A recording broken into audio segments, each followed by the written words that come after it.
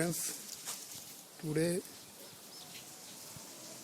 I will start your second lesson, and the name of that lesson is Birdie Will You Pet. This is a famous as well as lovely poem by W.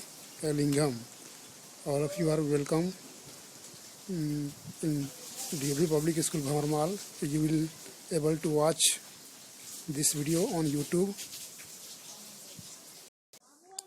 First I will explain about the author, and then I will explain your poem stanza wise, and I will give you difficult word meaning, then come to the answer questions.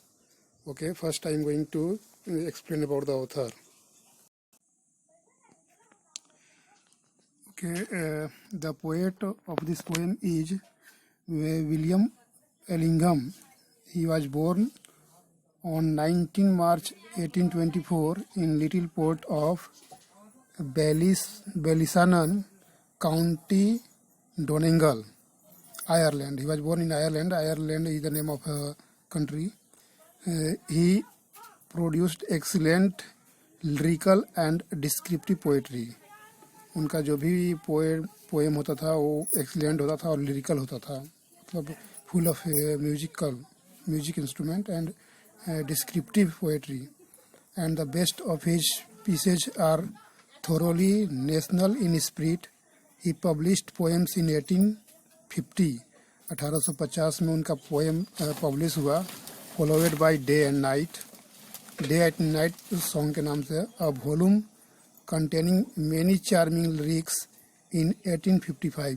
और 1855 में भी उनका poem जो है publish हुआ. His verse is clear, fresh and graceful. उनका जो भी कविता है वो क्लियर है. You will be able to learn easily. You will able to write easily. Others works are 50 modern poems. और उनका अन्य कविताएं जो है 1865 में पब्लिश हुए. Song, poems and ballads 1877. Ballads is a kind of a poem in which you may able to get story wise, जो story के अनुसार नैरेटिव पोएम में लिखा जाता है. नैरेटिव स्टोरी के रूप में उसको बैलेड्स कहते हैं. ए विल मे डे ये 1833 में पब्लिश हुआ. Blackberries 1884 and his most famous work The Fairies, ये जो इनका सबसे महत्वपूर्ण कविता है ये पब्लिश हुआ. Now I am going to explain your poem. You will also read this poem in Hindi in class 8, and maybe first stanza will be like this. हम पंछी उन्मुक्त गगन के पिंजर बंद न हो पाएंगे, कनक तीलियों से टकराकर पुलकित पंख टूट जाएंगे. मतलब according to this poem, the poet wishes to live freely like bird. चिड़िया जैसे चाहती है कि हम पिंजरे में बंद होकर के नहीं रह पाएंगे. हाँ, अगर हमको पिंजरा में बंद करके रखा जाए तो मेरा पंख जो है वह टूट जाएगा. In the same way here the name of the bird is birdie. Will you pet मतलब क्या तुम्हें मैं पाल करके रख सकूंगा, ऐसा एक चाइल्ड के द्वारा. A child is requesting to the bird that you will have to live like a pet in my home. I will provide everything. मतलब बच्चा जो है सब कुछ प्रोवाइड करना चाहता है बर्डी को कि तुम मेरे घर में रहो. हाँ, so you may say that this is a beautiful as well as lovely poem. ये बहुत अच्छा है. और this poem is related to nature, मतलब प्रकृति से रिलेटेड है ना. अगर हम लिविंग बीइंग को रेस्पेक्ट करेंगे तो they will help us in each and every corner. हर तरह से वे लोग हमको मदद करेंगे. Okay, before starting the poem we have two different questions. First question is if asked to choice between money and freedom what would you choose and why. अगर आपसे पूछा जाए कि which is the best for you, money is important for you और freedom, तो दोनों में से आप क्या चूज करेंगे. Which will be better and why. So according to me, I think that I will choose freedom, because every people and every living being, they want freedom. With the help of money, we cannot purchase freedom. and freedom is the most important thing. Every person they like it. Second question, can you think of a few things that come with freedom and cannot be bought with money? Discuss with your partner and prepare a list. अब इसके अनुसार है कि can you think of a few things, कुछ ऐसे चीज़ों का नाम बताए हैं दैट कम विथ फ्रीडम, जो कि आज़ादी से मिलता है ना, and can not be bought with money, और उसको हम पैसा से नहीं खरीद सकते हैं. डिस्कस विथ योर पार्टनर, अपने क्लासमेट से बात कीजिए and prepare the list. You will have to prepare a list with the help of all the classmates, with the help of all friends. Now I am going to explain a stanza. Now read the poem given below, where a child is tempting a bird to be her pet. In the first stanza, the child is requesting like this: birdie, birdie, will you pet? Summer time is far away yet. You will have silken quills and a velvet bed and a pillow of satin for your head. Through the first stanza, the child is requesting to the bird that you will have to live in my house like a pet. Summer time is far away. अभी जो है गर्मी वह बहुत दूर है. You will have silken quills. मैं तुमको सब कुछ प्रोवाइड करूँगी ना, रजाई दूंगी silken, and velvet bed, bed that will be soft, वो अच्छा रहेगा ना, and pillow, I will provide also a pillow, मतलब तकिया, of satin for your head, तुम्हारे सिर के नीचे मैं ये तकिया भी लगा दूंगा ना. And this request, these are the requests that has been made by the little child in the first stanza. Now just I am giving you literary devices. First rhyme, what will be the rhyming scheme? So if I will give the name first line as a, so pet is rhyming with eight. A rhyming scheme will be A and then B. अगर हम नाम देते हैं bed को, third line को अगर नाम देते हैं बी, तो bed is rhyming with head. Then the rhyming scheme will be A B B. In the second stanza, the bird is speaking to the child. I would rather sleep in the ivy wall. No rain comes through, though I hear it fall. The sun peeps gay at dawn of day, and I sing and wing away. The bird is telling to the child that I would rather sleep in the ivy wall. मैं वहाँ ivy wall पर आराम से सो जाऊंगी. ivy मतलब ivy means kind of a plant, wall means दीवार. No rain comes through, वहाँ वर्षा से मैं नहीं भीग पाऊंगी. Though I hear it fall, और वहाँ मुझे सुनाई देगा, वर्षा की जो बूंदें गिरेंगे उसको मैं सुन पाऊंगी. The sun peeps gay, वहाँ से मैं सूर्य के प्रकाश को झांकूंगी. पीप मतलब झांकना, गया मतलब खुशी पूर्वक. At dawn मतलब सुबह, early in the morning of day. And I sing, और मैं गाना गाऊंगी. And wing away, और मेरे पंख भी फड़फड़ाएंगे. So now I don't like to live like a slave. I only like freedom. The bird is telling like this. As you may see on the picture, here is a child.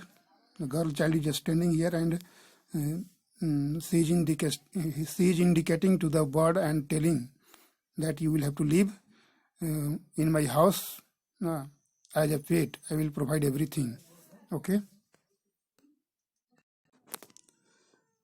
Once again, the child is requesting in third stanza. Oh birdie, birdie, will you pet diamond stones and embers and jet? We will string on a necklace fair and fine to please these pretty birds of mine. The child is requesting to the bird that, oh bird, ओ नन्ही चिड़िया, will you pet, क्या तुम मेरे घर में रहोगी? I will provide you diamond stones, मैं तुमको हीरा दूंगी, हीरे जैसा मतलब आभूषण होंगे. And amber, here is a difficult word. It means brown substance for making jewelry. ये एक सब्सटेंस होता है, उससे आभूषण बनाए जाते हैं. तो ये लड़की बोलती है कि I will provide jewelry of amber and jet. We will string on a necklace, और मैं तुमको गले का हार बना करके दूंगी.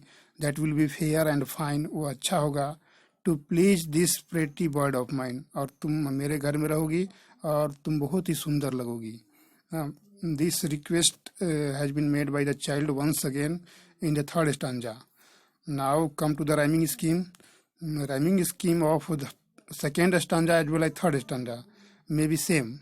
Pet is rhyming with jet, so A, and fine is rhyming with mine. Then the rhyming scheme of third and second stanza, A, B. But after listening the voice of the child, the bird reply, "Oh, thanks for diamond and thanks for jet, but here is something daintier yet, a feather necklace round and round, that I would sell for 1,000 pounds." The bird is replying that, "Oh, thanks for diamond, आपको हीरे देने के लिए धन्यवाद, and thanks for jet, जो आप हम हार देंगे उसके लिए भी, but this is something daintier yet, लेकिन इससे ज़्यादा प्यारा रहेगा." daintier मतलब sweeter. The meaning of daintier is here sweeter. तब बर्ड जो है बोल रही है कि जो आप हमको देंगे उससे कहीं ज़्यादा प्यारा हमको यहाँ जहाँ मैं हूँ वहाँ अच्छा लगेगा. A feather necklace round and round, जो मेरा पंख है, दैट इज लाइक नेकलेस, वह हार के समान है, और वह राउंड एंड राउंड है, मतलब चारों तरफ. Here the poet has used round and round. R is repeating 2 times, so you may say it as a alliteration. यहाँ अनुप्रास अलंकार का उपयोग किया गया है. Round and round, consonant letter is repeated more than 2 times, मतलब एक से अधिक बार या 2 से अधिक बार यूज होता है तो उसको एलिट्रेशन कहते हैं. तो round and round here is alliteration. In Hindi you may also learn, जैसे पीपर पात सरिस मंडोला. इन दिस सेंटेंस पर लेटर इज रिपीटिंग. इसको हम लोग अनुप्रास अलंकार कहेंगे. That I would not sell for 1,000 pounds.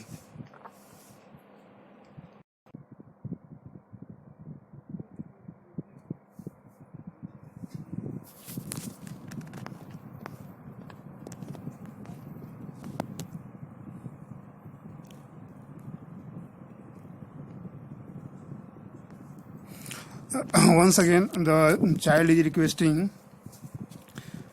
to the bird, "Oh, birdie, birdie, won't you pet?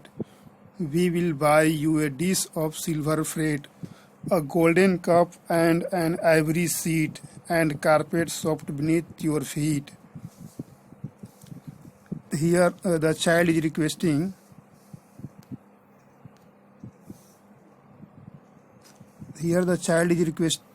to the bird, "Oh birdie, please, won't you pet? क्या तुम हमारे घर में नहीं रहोगी?